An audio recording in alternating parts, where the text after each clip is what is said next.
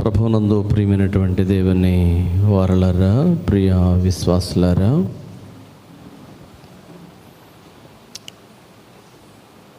త్రితం తరువాత రెండవ ఆదివారం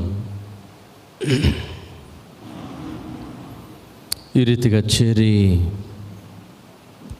ప్రభువుని స్తుతించడానికి, ఘనపరచడానికి ప్రభువు మనకిచ్చినటువంటి ఈ సమయాన్ని బట్టి ప్రభువు నామానికి వందనస్తులమై ఉన్నాము. చదవబడిన లేఖన భాగముల నుంచి కొద్ది నిమిషాలు దేవుని వాక్యాన్ని ధ్యానించము. పరిశుద్ధుడైన మత్తయి రాసిన సువార్త 9వ అధ్యాయం 9వ వచనము దయచేసి చదవండి. యేసు అక్కడ నుండి వెళ్ళొచ్చు సుంకపు మెట్టునొద్ద కూర్చుండి ఉన్న మత్తయి అను ఒక మనుష్యుని చూచి నన్ను వెంబడించుమని అతనితో చెప్పగా అతడు లేచి ఆయనను వెంబడించెను. ప్రార్థింతుము. మా ఆశ్రయ దుర్గమా, మా శ్రేష్ఠ పాలక, మీ శ్రేష్టమైన నామానికి వందనాలు ప్రభువు. ఈ సమయంలో నీ వాక్యముని మేము ధ్యానిస్తూ ఉన్నాం. నీ వాక్యము వినగల చెవిని, గ్రహించు మనస్సును ఇవ్వండి. నా నోటి మాటలు, అందరి హృదయ ధ్యానములు మీ దృష్టికి అనుకూలపరచుమని యేసు నామములో అడిగి వేడుకొనుచున్నాము తండ్రి, ఆమేన్.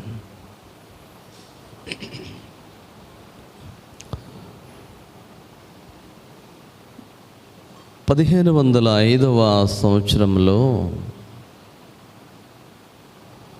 జర్మనీ దేశంలో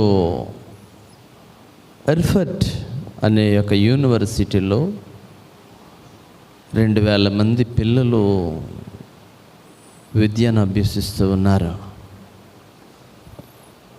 అందులో ఒక బ్యాచ్ ఆ సంవత్సరము MA పూర్తి చేసుకున్నటువంటి వారిలో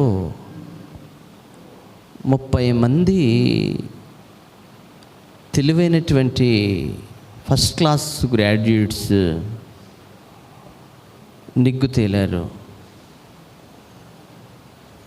అందులో ఒక ఆయన మార్టిన్ లూథర్ అనే భక్తుడు. మార్టిన్ లూథరు తన తండ్రి ఆశయం, నా కుమారుని లా చదివించాలి. అనేక మంది సామాన్యులు న్యాయాన్ని కోల్పోయి న్యాయము లేక బ్రతుకుచూ ఉన్నారు. న్యాయము సమపాళల్లో పేదవారికి దొరకడం లేదు. కాబట్టి నా కుమారుణ్ణి నేను లా చదివించి అందరికీ అనువైనటువంటి లాయర్గా నా కుమారుణ్ణి ఉంచాలని తండ్రి అభీష్టము. తండ్రి మార్టిన్ తండ్రి హాన్స్ గనుల వ్యాపారి, ఉన్నతమైనటువంటి వ్యక్తి, నీతి న్యాయములను ఎరిగినటువంటి దైవభక్తి కలిగినటువంటి వ్యక్తి. కాబట్టి ధర్మబద్ధముగా కుమారుని చదివించాలనుకున్నాడు. అయితే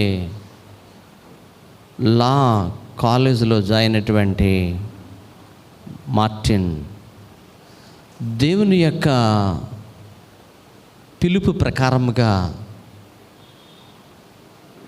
తాను చదువుతూ ఉన్నటువంటి లా ఎడ్యుకేషన్ విడిచిపెట్టి సన్యాస మఠంలో వేదాంత విద్యను అభ్యసించడానికి, దేవశాస్త్రాన్ని అభ్యసించడానికి సిద్ధపడి తన లాసెట్ బుక్స్ని అమ్మివేసి స్నేహితులకి విందు చేసి సన్యాసి మఠానికి వెళ్ళిపోయాడు. ఎందుకు చెప్తూ ఉన్నానంటే, ఈనాటి లేఖన భాగములను గమనిస్తూ ఉంటే లోకములో నుండి జీవములోనికి అనే మాట మనము ఆలోచన చేయాలి. లోకములో నుండి జీవములోనికి. మత్తయి సువార్త 9వ అధ్యాయము 9వ వచనం నుంచి ఉన్నటువంటి భాగాన్ని గమనిస్తూ ఉంటే, కపెర్నహూములో పన్నులు వసూలు చేయు సుంకపు గుత్తదారుడు మత్తయి అనబడినటువంటి ఈ వ్యక్తి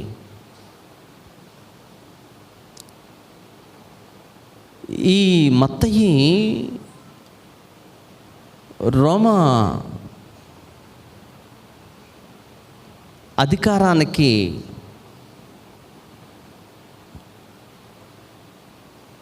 రోమా అధికారులకు అభిష్టుడై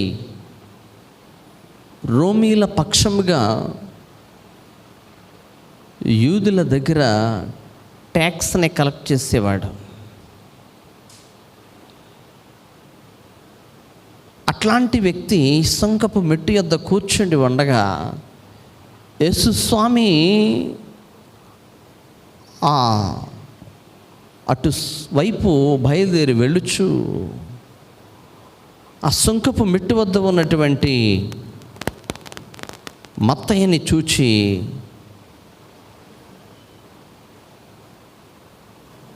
మనుష్యుని చూచి నన్ను వెంబడించమని అతనితో చెప్పగా అతడు లేచి ఆయన్ని వెంబడించాను. మత్తయిని ప్రభువు పిలుస్తూ ఉన్నాడు, నీవు నన్ను వెంబడించు.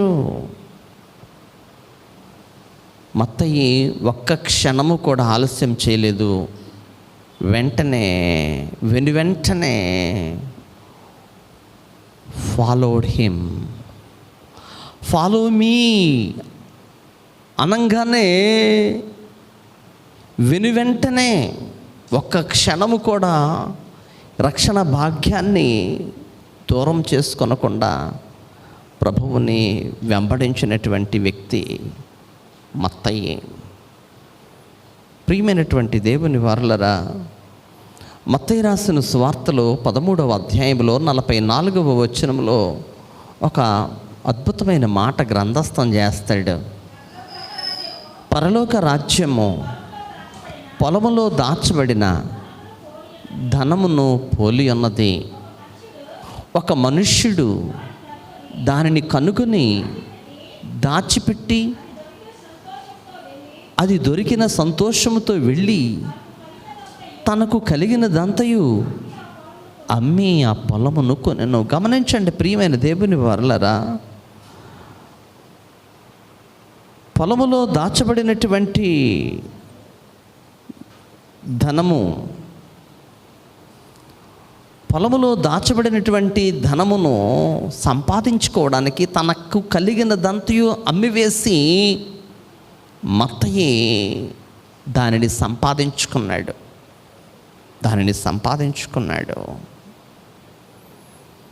ఈ పరిశుద్ధుడైనటువంటి మత్తయి 19వ అధ్యాయము 21వ వచనమును గమనించినప్పుడు ఇతడు అందుకు యేసు, నీవు పరిపూర్ణుడువు అగుటకు కోరిన ఎడల పోయి నీ ఆస్తిని అమ్మి బేదలకిమ్మో, పరలోకమందు నీకు ధనము కలుగును, నీవు వచ్చి నన్ను వెంబడించము అని అతనితో చెప్పాను. ప్రియమైన దేవుని వారలారా గమనించండి, ఈ 19వ అధ్యాయము 21వ వచనంలో మరి ఒక ధనవంతుడు ఉన్నాడు. ఈ ధనవంతుడు మత్తయి అనే లేవి అనబడినటువంటి సొంకరికి క్వైట్ ఆపోజిట్గా ఉన్నాడు, చాలా భిన్నముగా ఉన్నాడు. మత్తయిని వచ్చి నన్ను వెంబడించుము అన్నాడు. 19వ అధ్యాయంలో అధికారి అనబడినటువంటి యవ్వనస్తుడైనటువంటి ధనవంతుడు తనకు తానుగానే యేసు ప్రభువు దగ్గరికి వచ్చి అడుగుతూ ఉన్నాడు, నేను నిత్యజీవమును సంపాదించాలి అంటే నేను ఏ మంచి కార్యము చేయాలి? యేసుక్రీస్తు ప్రభువు మాట్లాడుతూ ధనవంతుడితో అన్నాడు, నీవు 10 ఆజ్ఞలను పాటిస్తున్నావా? పాటిస్తున్నాను. అందులో ఉన్న నిన్ను వలె నీ పొరుగు వారిని ప్రేమిస్తున్నావా? ప్రేమిస్తున్నాను. ఓకే, మరి నేను పరిపూర్ణుడిని కావాలి అంటే ఏమి చేయాలి? ఇదిగో, నీవు పరిపూర్ణుడు కావాలి అంటే నీ ఆస్తిని అమ్మి బేదలకిచ్చేయి. నీవు పరిపూర్ణుడు కావాలి అంటే నీ ఆస్తిని అమ్మి బేదలకిచ్చేయి అంటే ఆ మాటకు అతను మిగుల వ్యసనపడుచు వెళ్ళిపోయాను. ప్రియమైన దేవుని వారలారా, గమనించండి, లోకము నుండి జీవములోనికి అనబడినటువంటి ఈ మాటను ఆలోచన చేస్తూ ఉంటే లోకములో ఉన్నటువంటి వాటిని విడిచిపెట్టి నీవు పరిపూర్ణుడు ఒకటకు పరిపూర్ణురాలు కావడానికి పరిపూర్ణుడుగా దేవుని అంగీకరిస్తున్నావా? అంగీకరిస్తున్నావా? ఆలోచన చేయి.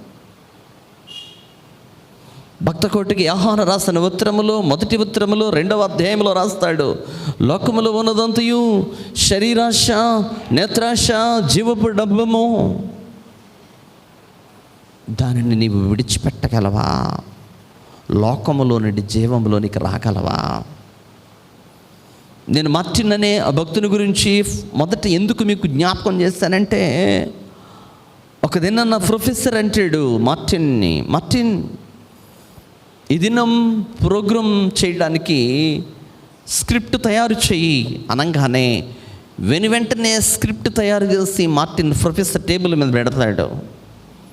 ప్రొఫెసర్ టేబుల్ మీద పెట్టినప్పుడు ప్రొఫెసర్ ఆ స్క్రిప్ట్ చూసి ఆశ్చర్యపోయి అంటాడు, మార్టిన్, నీలో దేవుని తలాంతు ఉంది. ఎవరికీ తెలియనటువంటి ఒక గొప్ప మర్మబద్ధమైనటువంటి దేవుని యొక్క ప్రణాళిక నీ మీద ఉన్నది. నీవు మామూలుడివి కాదు, నువ్వు చాలా మేధా సంపత్తి కలిగినటువంటి మనుష్యుడు అంటాడు ప్రొఫెసర్. ప్రియమైన దేవుని వారలారా, ఈ లోకములో నుండి నీవు జీవములోనికి ప్రవేశించగలగాలి అంటే, ఈ లోకములో దేవుడు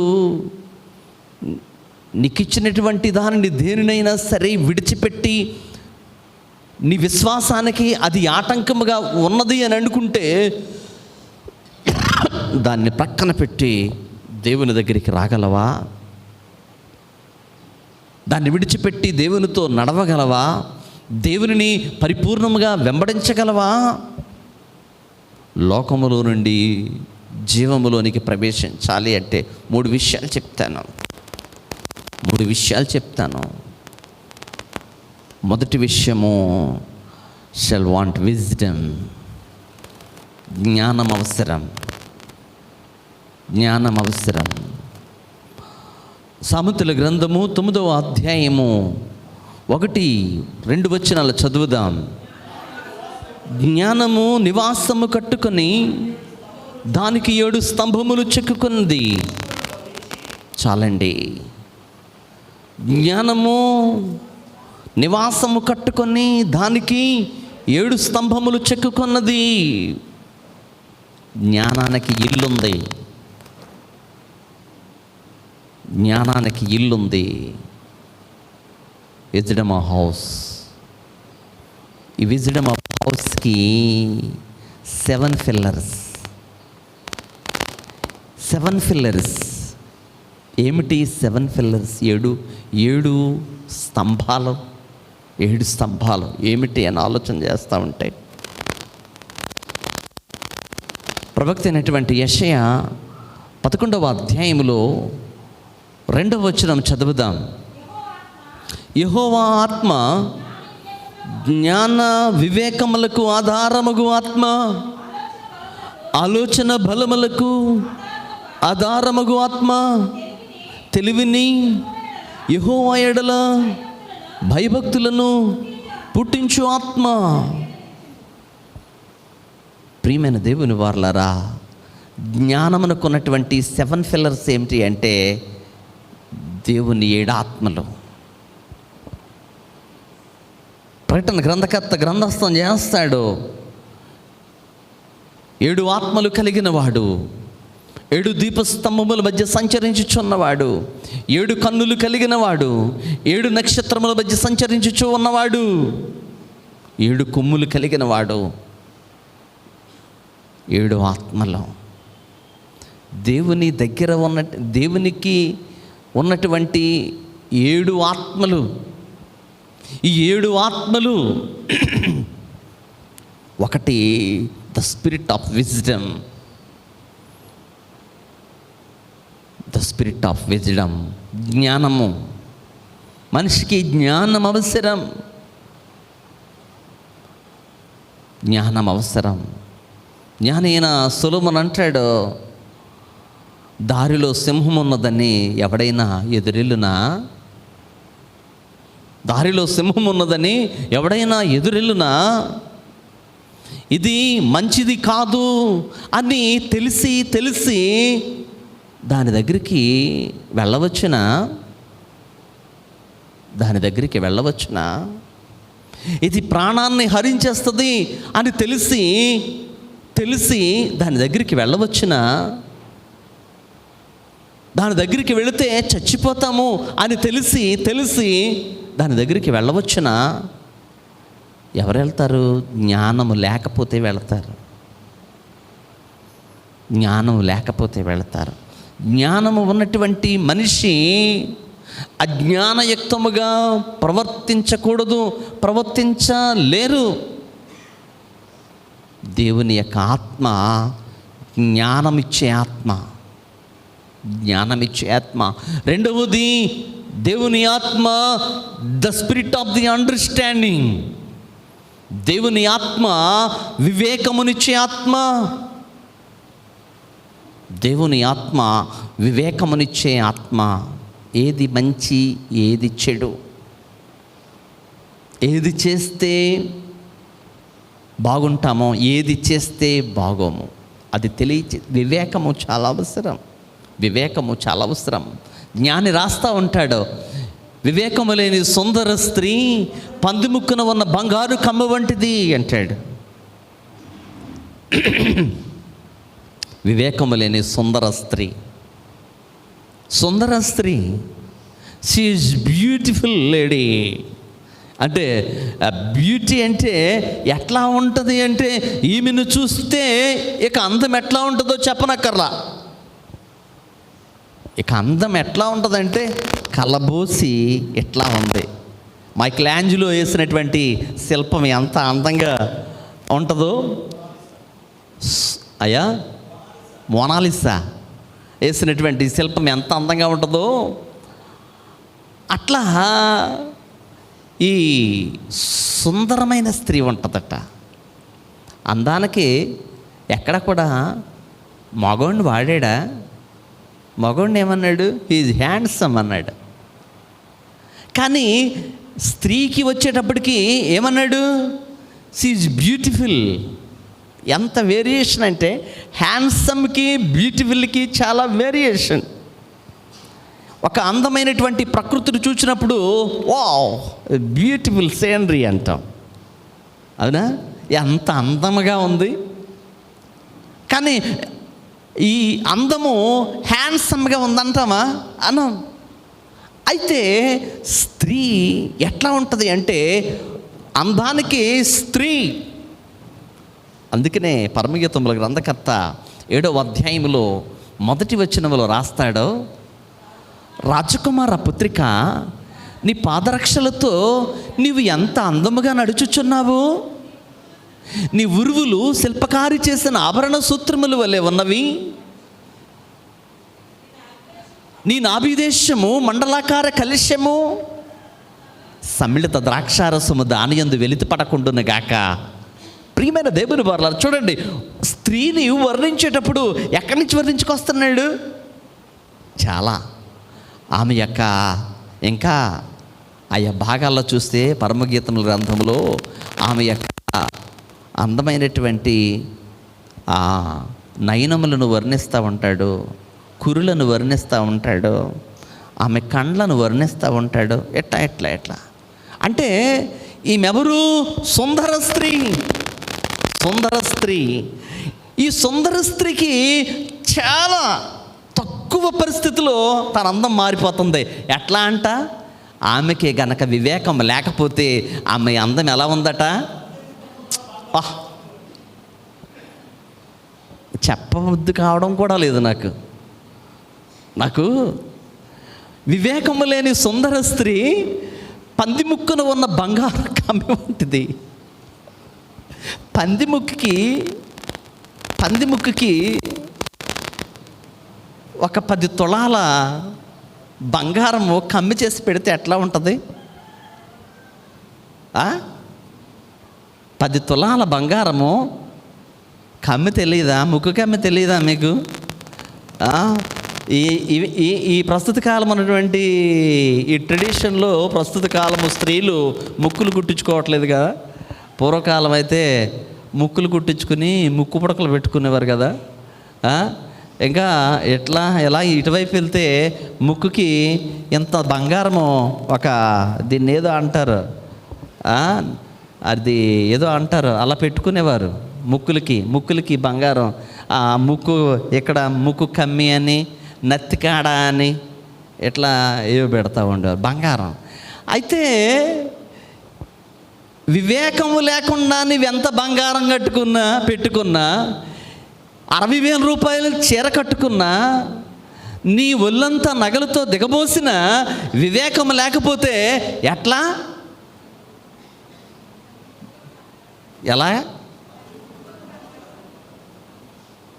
నాకు కరెక్ట్ ఆన్సర్ చెప్పండి. ఎలా చెప్పండి? ఎన్ని పెట్టుకున్నా వివేకం లేకపోతే సార్ అదే అందులోంచి బయటకు వచ్చేయండి, వాక్యంలోంచి బయటకు వచ్చేది చెప్పండి. వివేకం లేకపోతే ఎంత బంగారం పెట్టుకున్నా, డైమండ్స్ పెట్టుకున్నా, వెలగలిగినటువంటి వస్త్రాలు వేసుకున్నా ఎలాంటిదంట మనిషి జీవితం? ఆడ మనిషి జీవితం పందిలాంటిది. అది ఒరిజినాలిటీ. ఏమి కావాలి? ద స్పిరిట్ ఆఫ్ అండర్స్టాండింగ్, వివేకము కావాలి. మూడవదిగా కావలసినది ఏమిటి అనగా దేవుని యొక్క 7 ఆత్మలలో మూడవది ఆలోచన. ద స్పిరిట్ ఆఫ్ కౌన్సిలింగ్, ఆలోచన. చూడండి, ఆలోచన లేని చోట ఎవరి దగ్గరికి వెళ్ళమన్నాడో తెలుసా? పెద్దలను ఆలోచన పరులను ఎత్తుక్కోమన్నాడు. కొన్నిసార్లు ఆలోచన కావాలి. తన ఆలోచనే తనదని చెప్పేసి ఎదరికి వెళ్ళిపోతే అన్ని కాలాల్లోని, అన్ని సమయాల్లోని, అన్ని పరిస్థితుల్లోని అది యోగ్యమవదు. నీ ఆలోచన కాదు, ఆలోచన పరుల దగ్గరికి వెళ్ళు. కౌన్సిలింగ్ అనేది మనిషికి చాలా అవసరం. 4వదిగా mighty, the spirit of mighty, బలము. దేవుని ఆత్మ బలము కలిగినటువంటి ఆత్మ. ప్రియమైన దేవుని వారలారా, బలము గురించి రాస్తూ సామెతల గ్రంథకర్త 31వ అధ్యాయంలో అంటాడో, బలమునే నడికట్టుగా కట్టిందట ఆ స్త్రీ. బలమును ఆమె నడుకట్టుగా కట్టి తన ఇంటి వారి కొరకు బత్తెము ఏర్పాటు చేయను. దేవుని ఆత్మ సోమరితనాన్ని దూరం చేస్తుంది. 5వదిగా మైటీ,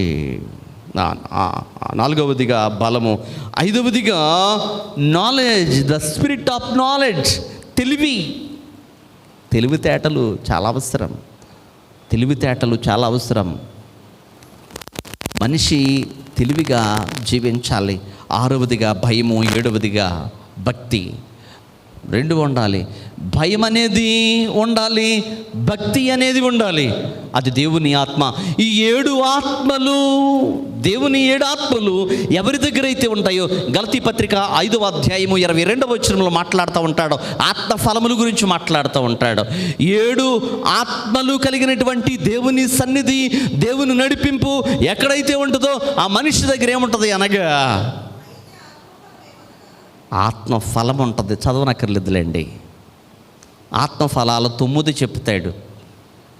7 ఆత్మలు ఎక్కడైతే ఉంటాయి అక్కడ ఏముంటుంది తెలుసా? ప్రేమ ఉంటుంది, ప్రేమ ఉంటుంది, దయాళత్వం ఉంటుంది, సమాధానం ఉంటుంది, దీర్ఘశాంతం ఉంటుంది.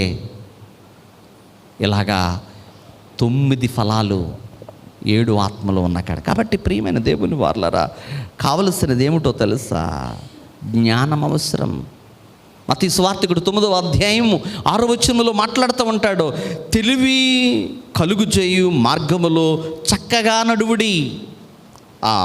సామెతల గ్రంథం 9వ అధ్యాయం 6వ వచనం. సామెతల గ్రంథం 9వ అధ్యాయం 6వ వచనం. తెలివి కలుగు చేయు మార్గములో చక్కగా నడువుడి. జ్ఞానం పిలుస్తుందట మనిషిని. ఓ జ్ఞానము లేనివాడా ఇలా రా. ఎంతకాలము జ్ఞానం లేకుండా బ్రతుకుతాము? ఎంతకాలము తెలివితేటలు లేకుండా బ్రతుకుతావు? ఎంతకాలము దేవునికి దూరమైపోయి జీవిస్తూ ఉంటావు? ఓ జ్ఞానం లేనివాడా ఇలా రా. ఎలాగొచ్చి తెలివి కలిగి చేయి మార్గములో చక్కగా నడువు, చక్కగా నడువు. యేసుక్రీస్తు ప్రభు అంటారు, నేనే మార్గమును అని చెప్పేసి అంటారు. కాబట్టి ఆ మార్గములో నడిస్తే మనిషికి తెలివితేటలు ఉంటాయి. కాబట్టి మత్తయి లోకములో జీవిస్తూ ఉన్నాడు, లోకములో బ్రతుకుతూ ఉన్నాడు, లోకాశలతో అతని జీవితం సాగిపోతూ ఉంది. అట్లాంటి ఆయనకి జ్ఞానం అవసరమైనది. జ్ఞానమైనటువంటి దేవుడు తెలివిని కలుగు చేయడానికి తన మార్గములోనికి పిలిచినప్పుడు వెంటనే జ్ఞానాన్ని అందుకొని మత్తయి ప్రభువును వెంబడించాడు. 2వ విషయం చెప్తాను. మత్తయి సువార్త 9వ అధ్యాయం 9వ వచనం చదువుదాం. యేసు అక్కడ నిలుచు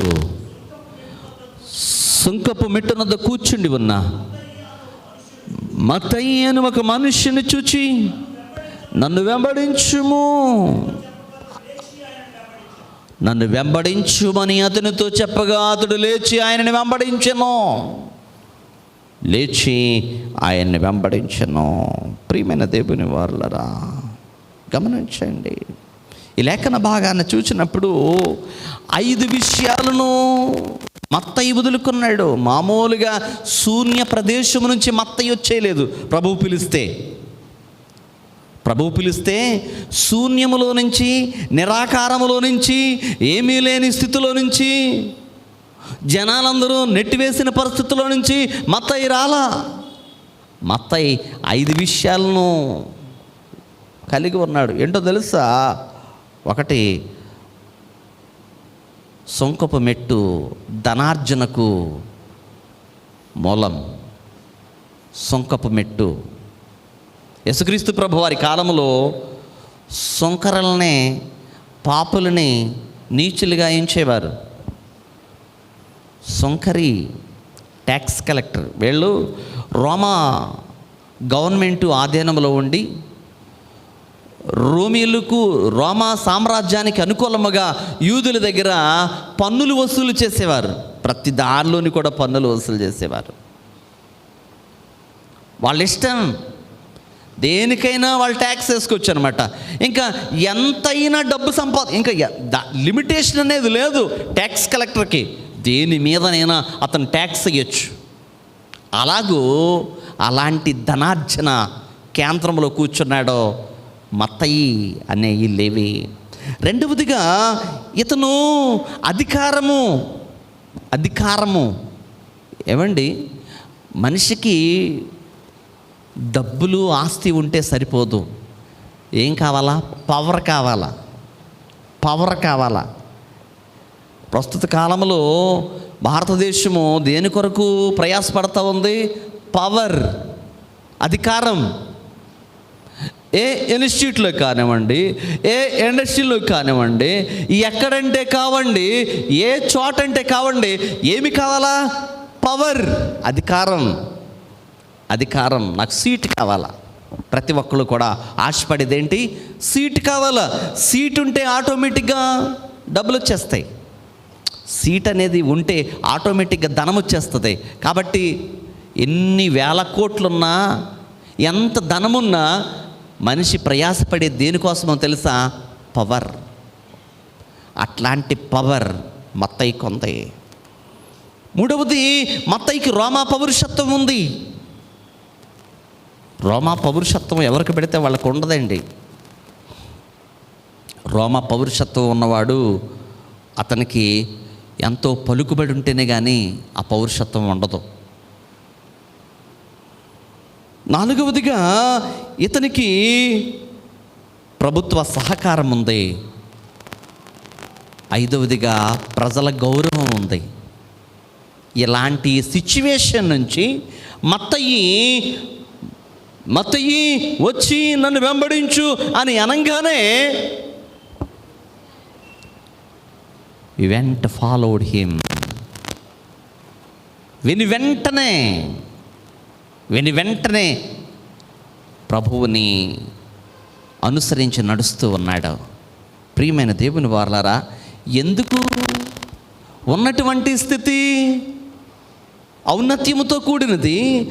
ఇప్పుడు మత్తయి రాబోయే స్థితి ఎట్లాంటిదో తెలుసా? శ్రమ, వేదన, హింస, కరువు, అవమానం, నింద. మత్తయి వచ్చేది పోన్లే ఈ ట్యాక్స్ కలెక్టర్ నుంచి రోమా గవర్నర్గా అయిపోవడానికి పిలుస్తున్నాడు నన్ను అని మత్తయి వెళ్ళలేదు. మత్తయి ఎవరితోటి వెళుతున్నాడు? ఎవరు రమ్మన్నారు మత్తయిని? యేసుస్వామి రమ్మన్నారు. యేసుస్వామికి ఏముంది? ఆకాశ పక్షులకు గూళ్ళు ఉన్నాయి, నక్కలకు బరియలు ఉన్నాయి, మనుష్య కుమారుడికి తలవాల్చుకొనడానికి ఎంత స్థలమైనా లేదు. ఎంత స్థలమైనా లేదు. ఏమండి, ఇప్పుడు మనము స్నేహం చేసామంటే అర్థం ఉండాలా. ఎవరితో స్నేహం చేస్తాము? కొంచెం డబ్బులు ఉన్న వాళ్ళతో స్నేహం చేస్తాం, లేకపోతే కొంచెం గవర్నమెంట్ ఉద్యోగం ఉన్న వాళ్ళతో స్నేహం చేస్తాం, అంతే కదండి. లేకపోతే కొంచెం పెద్ద బిజినెస్ మ్యాగ్నెట్ ఉంటే స్నేహం చేస్తాం, లేకపోతే కారు ఉంటే స్నేహం చేస్తాం, డాబా ఉంటే, పెద్ద మేడ ఉంటే స్నేహం చేస్తాం. అంతేగాని మేడలో ఉన్నటువంటి ఆయన పూరుగుడు సాయంతో స్నేహం చేస్తాడా? నేను చెప్తాను, పట్టు చీర కట్టుకున్న అమ్మ ఎక్కడికి వెళ్ళి కూర్చుంటుంది? పట్టు చీర కట్టుకున్న అమ్మ ప్రక్కనే కూర్చుంటుంది. కాటన్ చీర కట్టుకున్న అమ్మ పక్కన కూర్చుంటుందా? కూర్చోదు. సైడ్ అంపుగా చూసుకుంటా పక్కకు పోద్ది. ఎందుకని? ఆ స్థాయి నా స్థాయికి సరిపోదు. షూట్ వేసుకున్న ఆయన ప్రక్కన కూర్చుండాడు. ఏదో లాల్చీ పైజామా వేసుకున్న ఆయన దగ్గర కూర్చుంటాడా? స్థాయి. యేసుక్రీస్తు ప్రభువుని వెంబడించినటువంటి లేవి ఏమి చూచి వెంబడించాడు అనగా, మత్తయి వచ్చి నన్ను వెంబడించవయ్యా. వెంటనే ఆయన మార్గాన్ని చూచాడు, ఆయన బోధను చూచాడు, ఆయన సత్యలతను చూచాడు, ఆయన దైవాంశ సంభూతుడని, ఆయనే దేవుడని చూచాడు. కాబట్టి మత్తయి వెళ్ళి ప్రభువుని వెంబడించాడు. ప్రియమైన దేవుని వారలారా, ఒక చరిత్ర చెప్తాను మత్తయి గురించి మీకు. మత్తయి యేసుక్రీస్తు ప్రభువారి యొక్క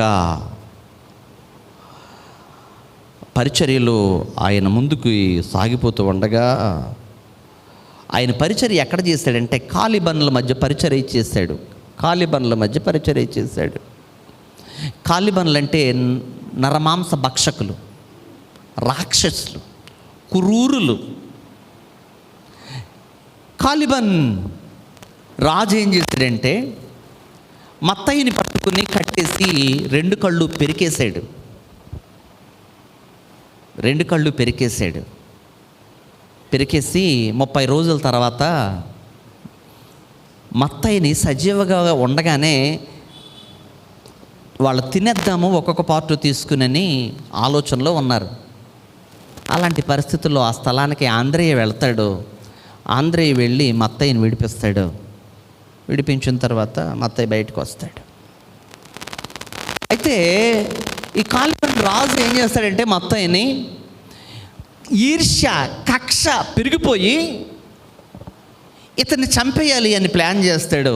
చంపేయాలని ప్లాన్ చేసి ఈ డాల్ఫిన్ నూనెలోని పారాఫిన్ అనే పదార్థాన్ని కరిగించి అందులో గంధకం వేసి ఈ పదార్థాన్ని మత్తయి తల మీద పోస్తారు. మత్తయి తల మీద పోసి ఈ చుట్టూని కర్రలు పేర్చేస్తారు. అంత మాత్రమే కాదు కానీ పాపిరస్ అనే గడ్డి పీచుతో మత్తయి ఒంటి నిండా చుట్టేస్తారనమాట. పాపిరస్ అనే గడ్డి పీచుతో మత్తయి ఒంటి నిండా చుట్టేశారు. చుట్టూ కర్రలు పెట్టారు. ఆ చుట్టూ ఏం చేశారంటే 12 బంగారు విగ్రహాలని ప్రతిష్ఠించారు. 12 బంగారు విగ్రహాలని ప్రతిష్ఠించి మత్తయికి నిప్పు పెట్టారు. మీరు ఎప్పుడన్నా చూసారో లేదో, సెయింట్ మత్తయి గురించి ఏదైనా ఫోటో చూస్తే ఇలాగ అగ్నిజ్వాలల మధ్యలో ఒక వ్యక్తి ఇలాగ లేచినట్టు కనిపిస్తుంది మీకు ఫోటో. అట్లాగున ఇది గంధకం. ఇక్కడ ఉన్నటువంటి డాల్ఫిన్ ఆయిల్లో పోసినటువంటి పారాఫిన్ ఎలా ఉంటుంది? నిప్పు పెడితే ఎలా ఉంటుంది? చుట్టూ ఉన్నది బంగారం ఎలా ఉంటుంది? అలాగూ నిప్పు పెడితే బగ్గును పైకి లేస్తుంది మంట.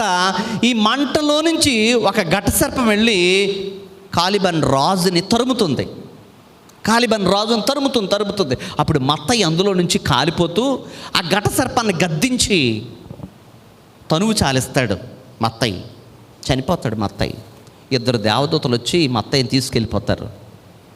అప్పుడు ఆ కాలిబన్ రాజు చూస్తాడు, ఆ సిచ్యువేషన్ చూస్తాడు.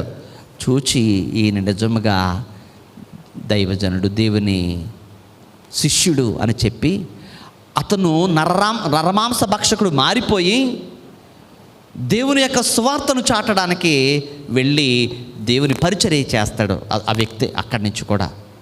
ప్రియమైన దేవుని వాళ్ళరా, ఎందుకు చెప్తా ఉన్నాను అంటే మత్తయి ఎట్లాంటి స్థితిలో నుంచి ఎట్లాంటి స్థితికి వచ్చాడు. చాలామంది అంటూ ఉంటారు, యేసు ప్రభువుని నమ్ముకున్నాము, మాకేంటి ఈ కష్టాలు అంటారు. యేసు ప్రభువు నమ్ముకున్నాం, మాకేంటి ఈ అప్పులు అనుకుంటారు. యేసు ప్రభువు దేవుడిగా ఉన్నాడు, మాకేంటి శోధనలు, ఈ రోగాలేంటి, ఈ బాధలేంటి, ఈ సమస్యలేంటి, యేసు ప్రభువు మా దేవుడు కదా. ప్రియమైన దేవుని వాళ్ళరా, మనము లోకములో ఉన్నాము. మన వైభవము లోకములో కాదు.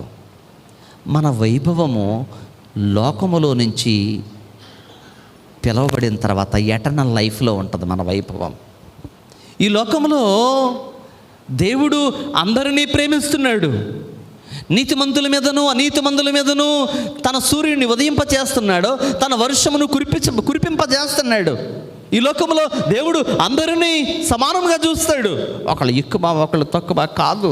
కానీ పారమార్థికమైన సత్యం ఏమిటి అంటే, నువ్వు క్రైస్తవురాలువు, నీవు నీతిగా బ్రతకాలా, నియమనిష్టలతో బ్రతకాలా, యథార్థమైనటువంటి సత్యవర్తన కలిగి నీవు జీవించాలా. సత్యవంతమైనటువంటి జీవితాన్ని నీవు జీవిస్తే లోకములో నుండి జీవములోనికి నీవు ప్రవేశిస్తావు. అక్కడ నీకు వైభవోపేతమైనటువంటి బ్రతుకుంటుంది. అందుకనే రోమాపత్రిక 10వ అధ్యాయము 15వ వచనము చదువుదాం. ప్రకటించేవారు పంపబడని ఎడల ఎట్లు ప్రకటించుదురు? ఇందు విషయమై ఉత్తమమైన వాటిని గూర్చిన సువార్త ప్రకటించు వారి పాదములెంతో సుందరములు. గమనించండి ప్రియమైన దేవుని వారలరా, ప్రకటించువారు పంపబడని ఎడల ఎట్లు ప్రకటించుదురు? ప్రకటించువారు పంపబడని ఎడల. నినివే తగలబడిపోబోతుంది. దేవుని యొక్క ఉగ్రతకు చోటు చేసుకోబోతుంది నినివే. చచ్చిపోతే చచ్చిపోనివలే అనుకున్నాడు దేవుడు, పంపాడు దేవుడు. ఆ ప్రజల మీద ఉన్నటువంటి ఆఖరు ఫైనల్గా ఒక్క వార్నింగ్ ఇద్దాం వీళ్ళకి, ఏమైనా మారతారేమో.